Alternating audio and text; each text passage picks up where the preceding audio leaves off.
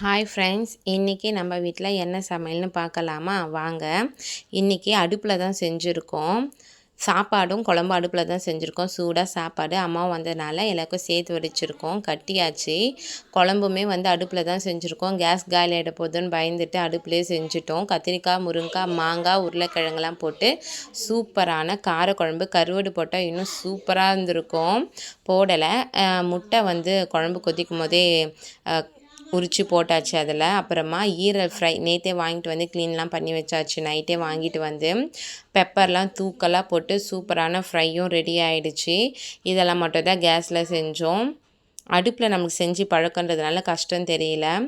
இது சவ் சவ் சட்னி. காலையிலுக்கு டிஃபனுக்கு சவ் சவ் சட்னியும் சூடாக சூப்பரான இட்லியும் செஞ்சாச்சு. பசங்களுக்கு கொஞ்சமாக லெமன் சாதமும் கட்டியாச்சு. இதுதான் இன்றைக்கி நம்மளோட லன்ச். பாய்.